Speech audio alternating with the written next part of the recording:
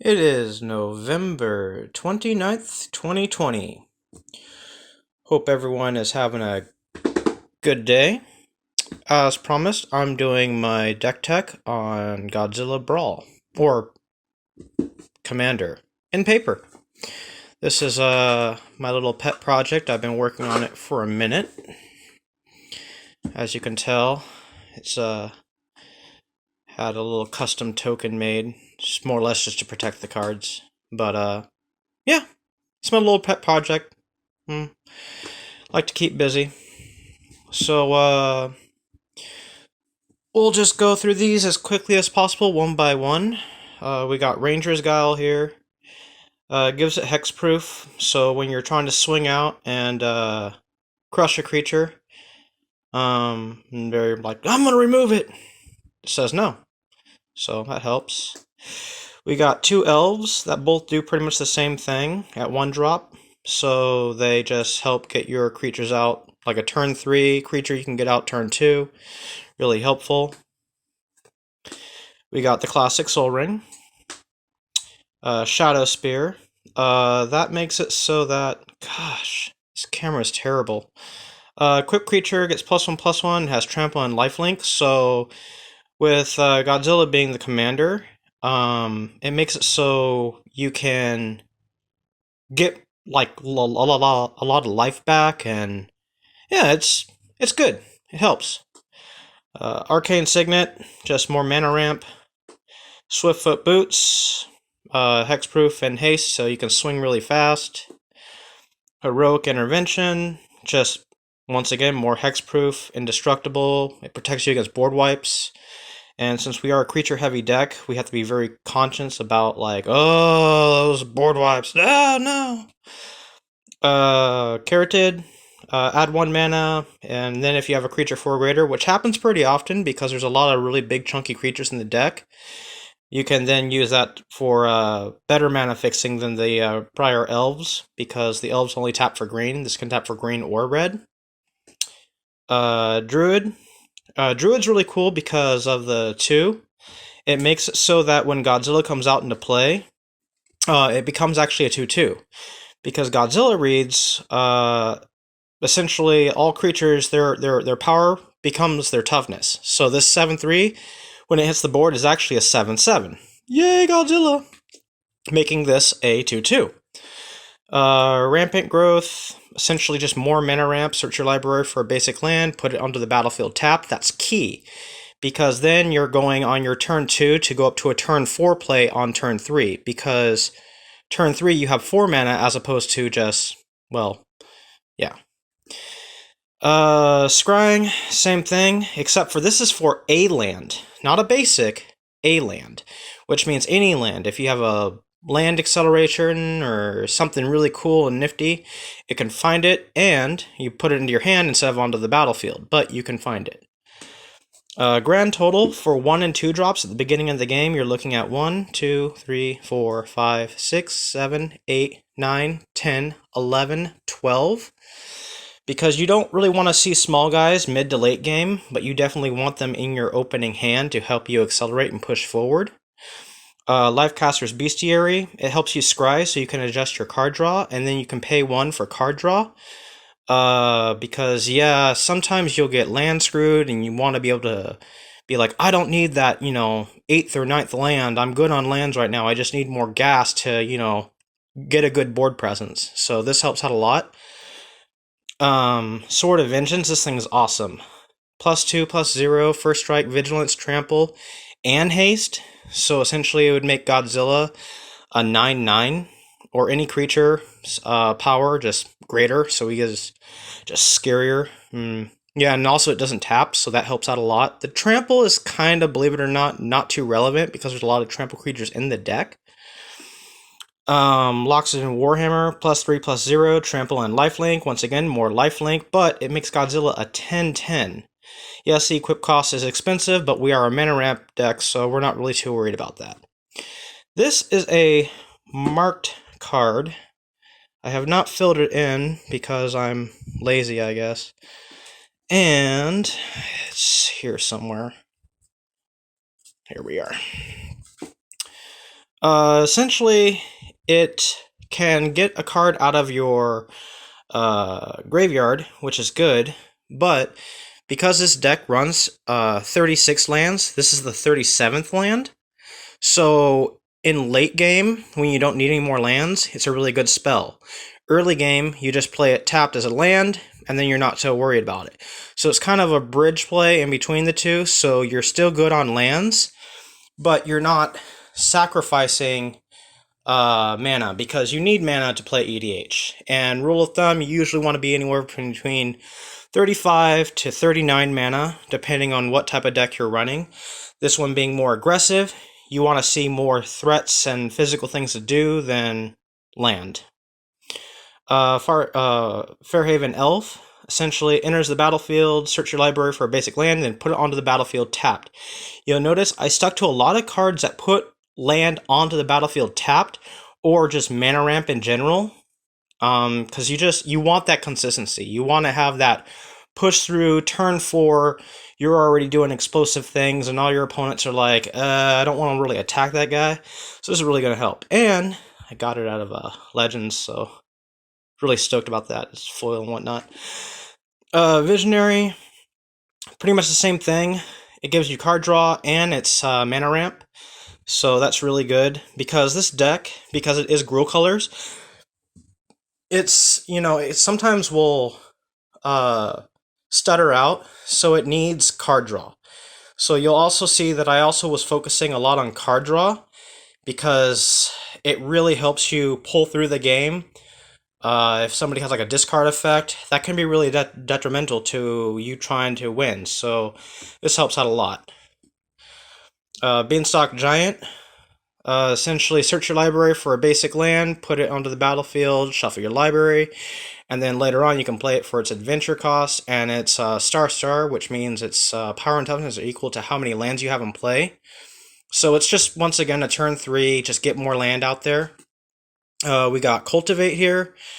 Search your library for up to 2 basic land cards, and then you can put 1 into play and 1 into your hand. So like, if you have a lot of green or a lot of red, but you need more of the other 2 colors or whatever, or maybe a mix and match, this will help. I was really excited when I boosted this, because it totally looks like a kaiju just coming out of the ground. But yeah, you search your library for 2 basic land cards, reveal them, put 1 into the battlefield. Essentially, it's just another Cultivate. But I just love the full art. Dami, creatures get +1/+0, so it makes Godzilla an 8/8.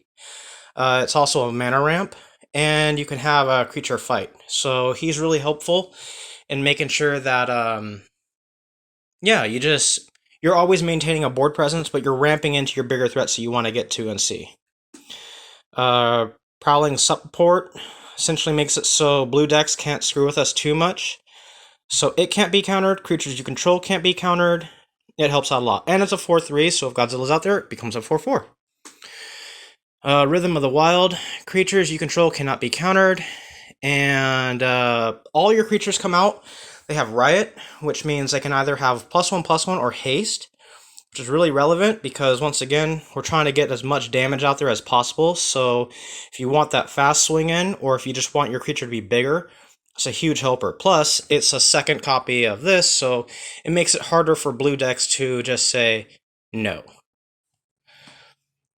Lonely Robot, this is pretty self-explanatory. He searches for a land, puts it in the battlefield, and he has card draw, and he's artifact, so he's colorless.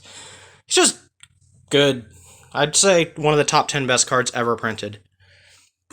Dami Chaosbringer, once again, more mana ramp. You can look at the top 4 cards of your library, reveal 2 creatures from amongst them, put them into your hand, put the rest on the bottom of your library in a random order. His emblem is pretty good, because he just craps out 4/4 green, red beast tokens with trample, and that's relevant because we do have little trample tricks. Shurok, essentially, if you at the beginning of combat of your turn, if creatures you control have power 8 or greater, which always happens in this deck, creatures you control have haste. So I'm sure you're starting to see a theme here where it's like hasty big things, ramp out fast. It's a very explosive, just classic Gruul deck. Questing Beast, Vigilance, Death Touch, Haste. Can't be chump blocked too easy.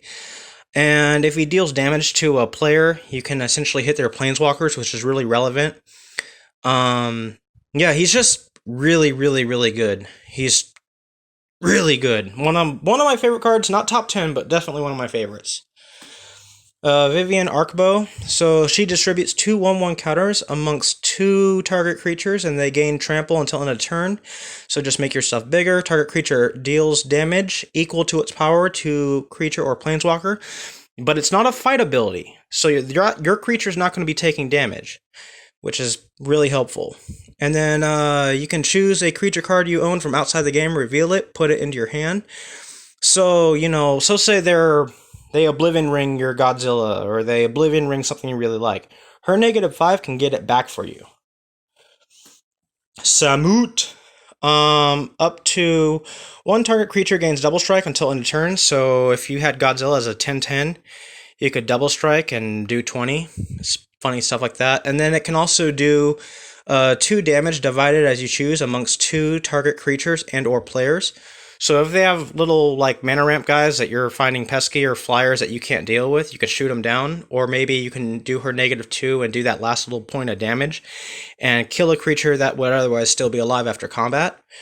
Her -7 is search your library for up to 2 creature cards and or planeswalker cards and put them onto the battlefield, then shuffle your library. So all the way around, just really good. Nylea, Keen-Eyed. She just makes all your creatures cost 1 less. I rarely ever use her ability, which is pay 3, reveal the top card of your library if it's a creature, put it in your hand, otherwise put it into your graveyard. But the fact that she's indestructible and it's a primary green devotion deck makes her really difficult to deal with. Goreclaw is awesome because he just makes all your creatures that are 4 or greater cost 2 less. And then whenever he attacks, each creature you control with power 4 or greater gets +1/+1 and trample. So there's a lot of like trample and haste and mana ramping. It's a very explosive, very, very fun deck. Guardian Project. Whenever a non-creature token you control enters the battlefield, if it doesn't have the same name as another creature, essentially EDH, you only have one of any one card in your deck except for lands. So it's just play a creature, hits the board, draw a card. Card draw is really relevant. Garruk, he's really good. +3/+3, trample until end of turn for a creature. -2 is you make a 3/3 beast, and then if an opponent has more creatures than you, he put a loyalty counter on Garruk, and then he gets an emblem for his -7.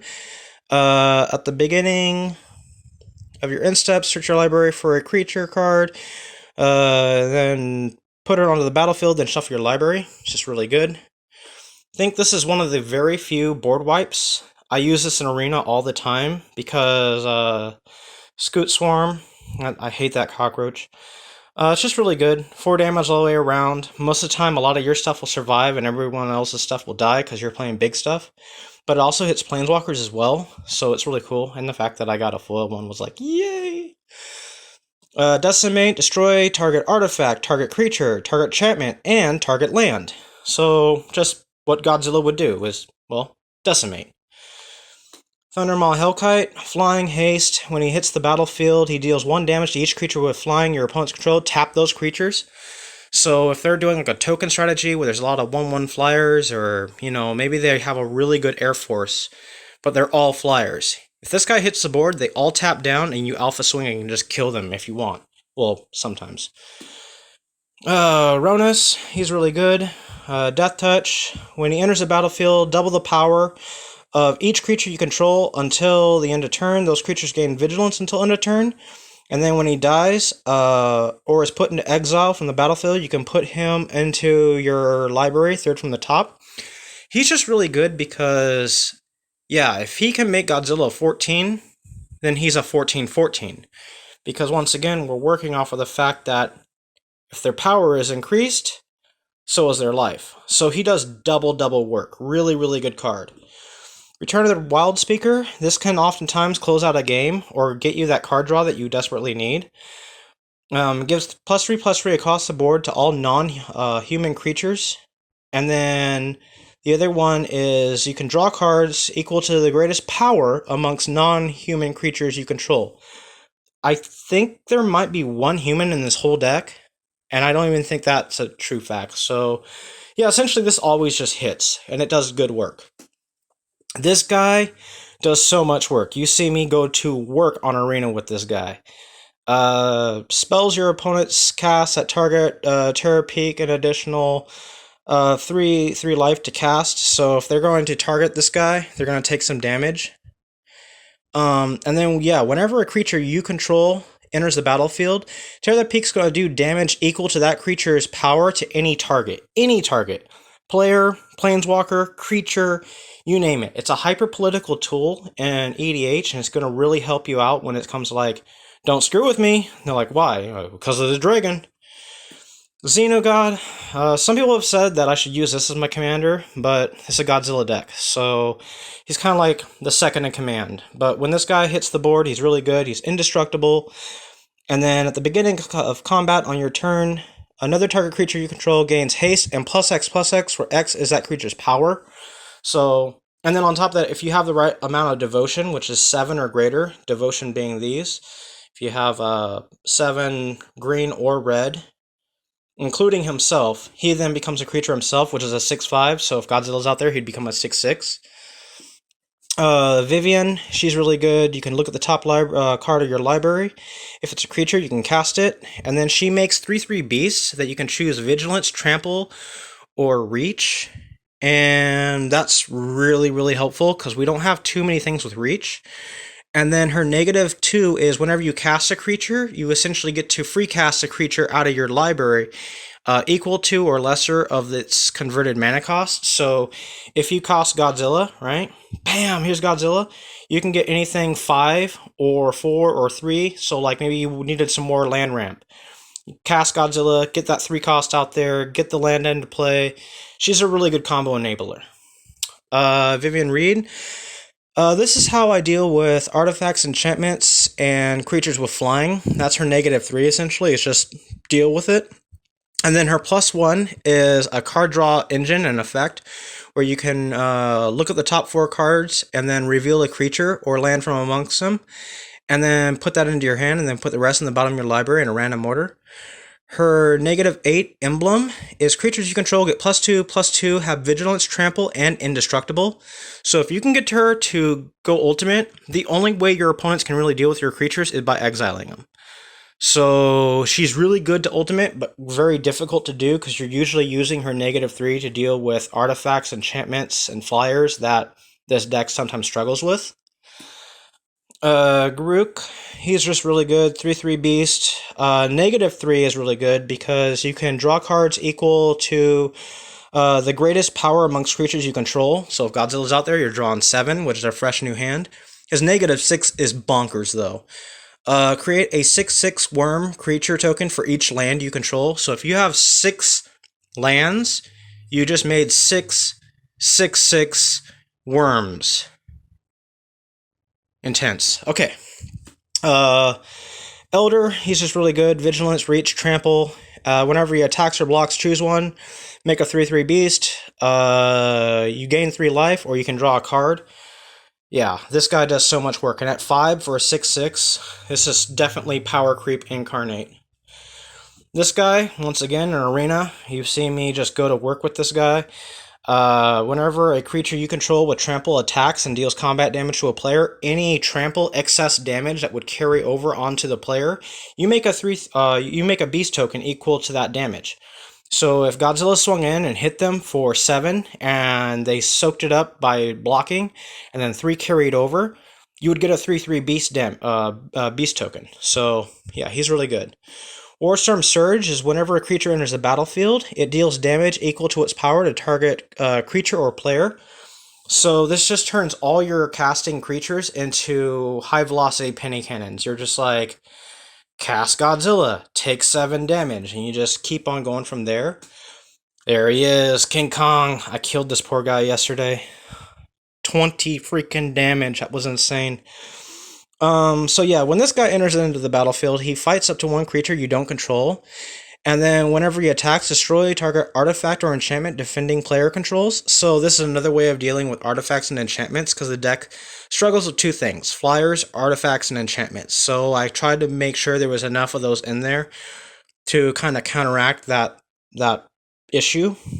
His ability down here I have never used, because like I said before, I don't really think there's too many humans in here.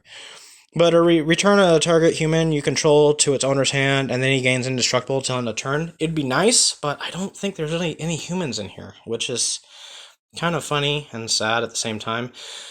Kodama, East Tree, essentially reach 6/6, reach meaning it can deal with any flyers.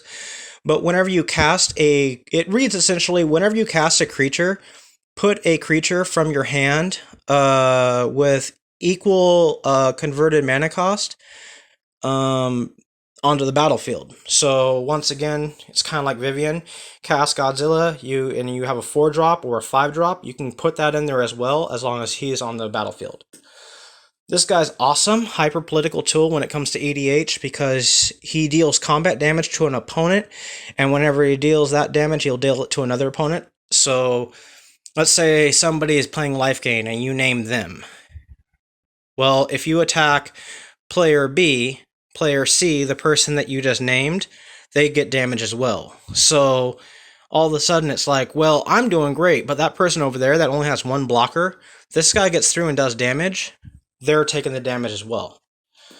Carnage Tyrant is really good. He can't be countered. He has trample, he has hexproof, he's a 7/6, he turns into a 7/7. He's a big old T-Rex. Awesome. Vigor, I just like this guy because he reminds me of the water buffalo on Skull Island, if you saw Skull Island, the King Kong movie. But yeah, he has trample, and damage would be dealt to another creature you control. Prevent that damage and put a 1/1 counter on that creature for each 1 damage prevented this way. And then when Vigor is put into the graveyard from anywhere, shuffle it back into the library. Really cool card, really hard to deal with, and whenever your opponents see it, they're going to side-eye it. Just, ugh. Green Warden is really good because when he enters the battlefield, you can return target card from your graveyard to your hand. And then when he dies, you can exile him. If you do, return a target card from your graveyard to your hand. So he has the effect twice. He's a 5/4. If Godzilla comes out, he becomes a 5/5. So he has a really strong ability, really good recursion, and he brings back things that your opponents oftentimes will want gone. He'll just bring them right back. He's great. He's wonderful. Embercleave, I love this card. This, once again, is power creep 9,000. I have won so many games with this weapon in general, just because it has flash. So you can flash it into the battlefield, and so say you have Godzilla and 2 other guys swinging, right? Well, if those 3 are attacking, this then costs 3 lesser. So then it only costs 3 to equip it. The creature will then get +1/+1, has double strike, and trample. So all of a sudden you take Godzilla, transform him into a 8/8 with double strike. He can swing for 16 damage. Like, yeah, it's beautiful. This is another new addition. Yeah, he's just really good. He can't be countered. He has hexproof. He has haste. He checks off a lot of the boxes the deck is already trying to do. And then if you play the kicker cost, which is 3, yeah, he just enters in with 4 1/1 counters, so then he turns into essentially a big old 10/10 with haste. Yeah, he's a big old problem child. And we're almost done, folks. Almost there. We got like 5 more creature cards and we're done, but these are all the really, really good ones. Dragonlord Atarka, he's an 8/8 flying trample. And then when he enters the battlefield, he just deals 5 damage divided as you choose amongst creatures and or planeswalkers that your opponents control. So he comes out, smacks some stuff around, and all of a sudden you have a flyer and now you're in the flying game. Really cool. Thorn Mammoth, I just like this guy because once again it reminds me of a creature off of Skull Island, Monster Island otherwise known. Yeah, whenever another creature enters the battlefield, he's going to just deal his 6 damage to another creature. And so it makes it so he's another copy of that dragon that just goes and, yeah, this guy. He's essentially another copy of this guy. Just goes and you cast something, do some damage. He's all, there's also a lot of that effect in here. This guy's awesome because once he's out there, if you give him haste, it's really, really bad news bears. If Godzilla's out there, he's an 8/8. Otherwise, he's just an 8/5, but all creatures able to block him do so, which means all your opponent's stuff is going to be tapped out and you can alpha swing in and crush him. And then when he dies, haha, card draw. Craterhoof, Behemoth, haste 5/5, and when he enters the battlefield, creatures you control gain trample and +X until end of turn, where X is the number of creatures you control. So if you have, and it's not a heavy, like elf decks like to use this card a lot, but I like him just because he's a giant kaiju, and giving all your stuff just even bare minimal +5/5 or +4/4. What plus him having haste is backbreaking. It can win you a game. In-raise Forerunners, essentially the same thing, but in my opinion, better stats. Vigilance, Trample, Haste, 7/7, and when he enters a battlefield, other creatures you control get +2/+2 and Vigilance and Trample until end of turn. So once again, another alpha swing. We got a Commander's Legends upgrade, Apex Devastator. So Cascade, 10/10 for 10. This guy, I hope he does work. Once this whole COVID thing is all blown over and our circle starts meeting back up again, I cannot wait to see what terrible things this guy just gets out. Because Cascade is essentially, you get to free cast something off of your library that's 10 or lesser, and everything in the deck is 10 or lesser. So you're just going to get 4 hits. You can get this guy, and then this guy, and then you hit some lands, and the next thing you hit is this guy. You hit a land, then you hit this guy. You just got all 4 of those for casting him. That's why he's so good. Great Henge. I love this card. This is lifelink, this is card draw, this makes your stuff get bigger, and it scales down and how much it costs. So, like, for example, if Godzilla's out there, this only costs 2 green. It's really, really good. And it's a mana ramp. Like, it just does so much work. We got Galta, who is the last scaly friend in this whole deck. He costs X less, where X is the total power of creatures you control. So if you have, like, grand total, like a 4, and a 2, when it comes to adding up all those creatures' power, if you have 10 power or more, this guy only costs 2, and he's a 12/12 with trample. Just solid. Onto the lands, we got Wolf Run, just pump a creature, cool ability, Boundless Enclave, pay 3, tap it, draw a card if you have a creature 4 or greater. Haunted Fingraph, pay 3, tap it, sacrifice it, get a creature from your graveyard at random. That's the drawback, at random, but you get a creature from your graveyard back into your hand. Temple of the False God, just add 2, activate it only if you have 5 or more lands. Rogue's Passage, this can be devastating if you have the right card combination, just giving a creature unblockable. Really, really good. Guildmage's Forum, tap for colorless, or you can pay 1, tap, and add 1 mana of any color. Mana spent on multicolored creatures, which Godzilla is a multicolored creature. It enters with a 1/1 counter. So instead of that 7/3, he'd be an 8/8. Commander Tower, classic.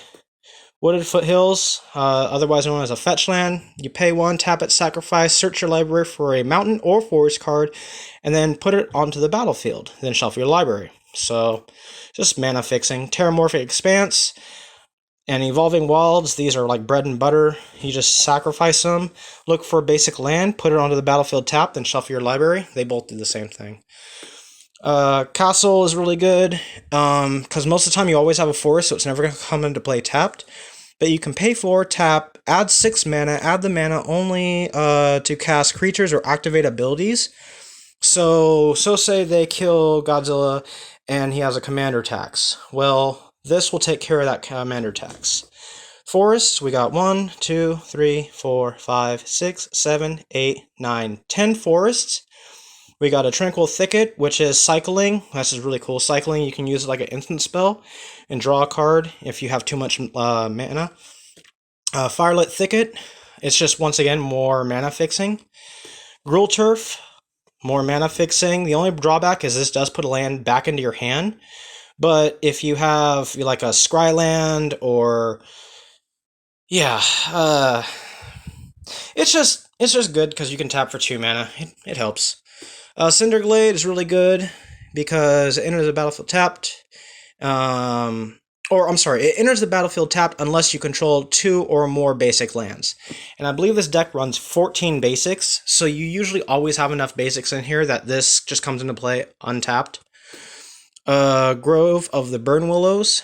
You can tap it for green or red, and then each opponent's going to gain a life. I'm not really worried about the life gain because we're smacking them for so hard, and it can also be a political tool of like, oh, Frank over there is, running at 9 life. Hey, you want an extra life? I don't have to tap this land, but I can. And he's like, yeah, but you're also giving Joe. It's a good political card. It looks cool, and it mana fixes. Tipple of Abandon. Remember when I was talking about that card that goes and returns a land to your hand? This is actually really good for that. Comes into play, you get to scry. You get to look at the top card of your library. If you like it, cool. If you don't, put it to the bottom of your library. Rootbound Craig. This one in particular is really cool because the T-Rex is right there on the edge. He's all yelling and stuff, and yeah, it comes to play untapped as long as you control a mountain or forest, which this deck has plenty of. Stomping Ground, it's a mountain forest. Usually when you're using your fetch land, you're looking for this. But yeah, it comes into play tapped. If you pay 2 life, it doesn't. So, well, once again, mana fixing. Rugged Highlands comes into play tapped, gain a life, and then tap for red or green. And then we got 4 mountains, a Forgotten Cave for cycling, and a Castle Imbrith, because Castle is really good for, you can pay 3, and then all your creatures get stronger, so, make Godzilla an 8/8. Whole plethora of all sorts of different tokens. I don't even know why that's in there, but yeah. We got all the tokens you would ever need for the deck. Don't know why that's in there either. Huh. But this is my Godzilla deck.